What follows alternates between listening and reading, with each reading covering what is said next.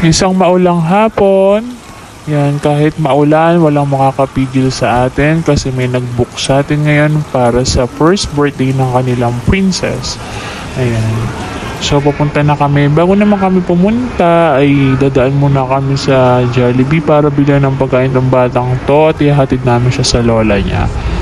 Sa on the way na kami, papunta dun sa event place at talagang maulan pa rin hanggang dito. Yan ang buhay event supplier. Kung tatanungin niyo ano po yung aming munting negosyo, ito po yung painting booth kung saan may activity yung mga kids, magpipaint or magkukulay sila ng mga figurine or crafts or canvas. So dito kami pinadaan ng hotel, pinasakay kami sa parang elevator na service elevator kung saan yung mga patagong crew ang dumadaan at saka siguro yung mga dalang props na may gagawing event dito kasi hindi ka pwede sa unahan dahil marami bisita. So medyo nakakatakot kasi open siya. Ayan, madadaanan mo yung by floor. So nandito na kami sa 6th floor kung saan gagawin yung birthday party. Yan, daan tayo sa kitchen at kitchen pa nga ito.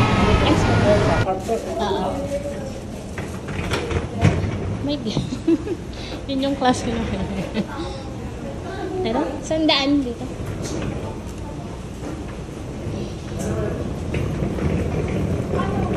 Thank you.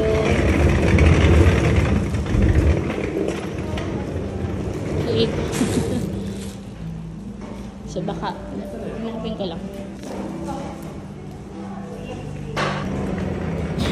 So, dito nga yung birthday party na pagsusuplayan natin ng painting booth. Pasok tayo at yan nakaset up na. Bongga naman. Swerteng bata. So, medyo late kami dahil maulan nga.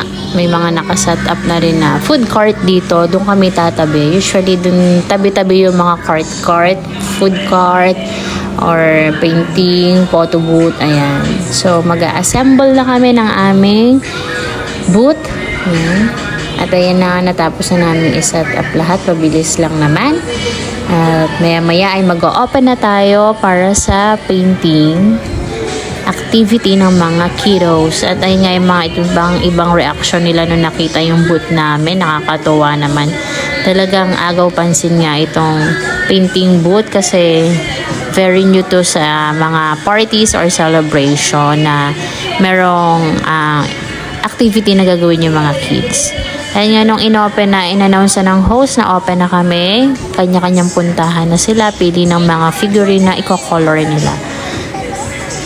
Ang nakakatuwa dito ay pati mga adult ay nag-enjoy mag-paint. Yan, wala talagang pinipili ang pag-paint or ang arts, bata matanda.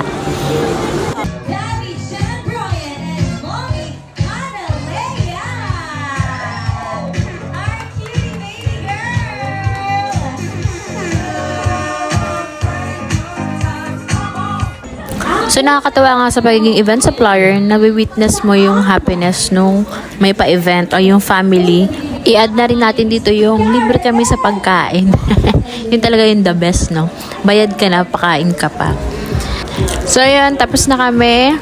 Halos 1 hour na ubos na yung item na yung products namin. Then, syempre, nag-intay-intay pa kaming matapos na learn. Halos sinabot din kami ng 3 hours. So, yun na. Uwian na kami. And thank you very much ulit sa pagtiwala sa Aries Brushes and Paints.